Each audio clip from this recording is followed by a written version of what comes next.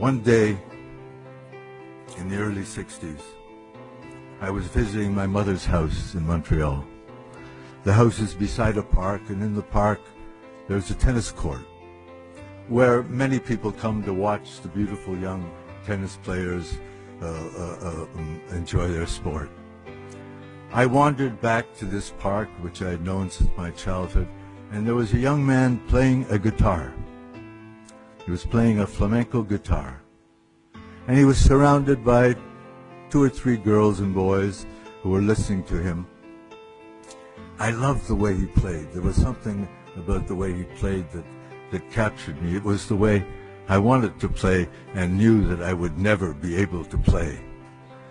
And I sat there with the other listeners for a few moments, and then there was a silence, an appropriate silence.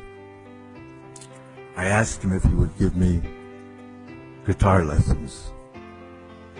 He was a young man from Spain, and we could only communicate in my broken French and his broken French. He didn't speak English. And he agreed to give me guitar lessons. I pointed to my mother's house, which you could see from the tennis court, and we made an appointment. We settled the price, and he came to my mother's house the next day, and he said, "Let me hear you play something." I tried to play something. He said, "You don't know how to play, do you?" I said, "No, I really don't know how to play." He said, "First of all, let me tune your guitar. It's all out of tune." So he took the guitar and he tuned it. He said, "It's not a bad guitar." It wasn't the Conde, but it wasn't a bad guitar. So he handed it back to me. He said, "Now play." Couldn't play any better. He said, "Let me show you some chords." And he took the guitar and he produced a sound from that guitar that I'd never heard. And he played a sequence of chords with a tremolo. And he said, "Now you do it." I said, "It's out of the question. I can't possibly do it." He said, "Let me put your fingers on the frets." And he put my fingers on the frets. And he said, now play. It was a mess. He said, "I'll come back tomorrow." He came back tomorrow. He put my hands on the guitar. He placed it on my lap in the way that was appropriate. And I began again with those 6 chords, 6-chord progression that many, many flamenco songs are based on. I was a little better that day.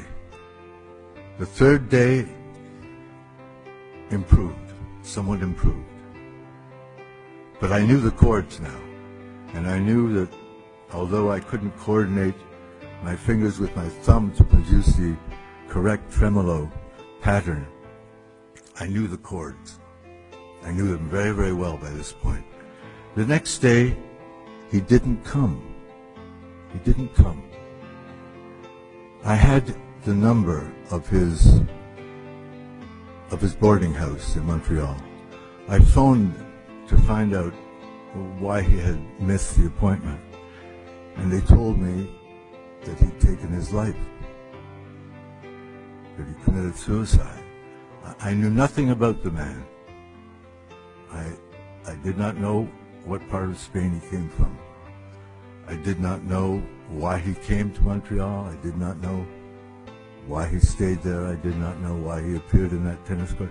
I did not know why he took his life. I was deeply saddened, of course. But now I disclose something that I've never spoken in public. It was those 6 chords. It was that guitar pattern that has been the basis of all my songs and all my music.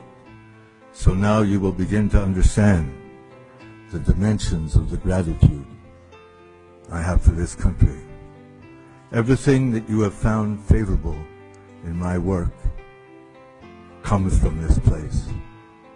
Everything that you have found favorable in my songs and my poetry are inspired by this soil.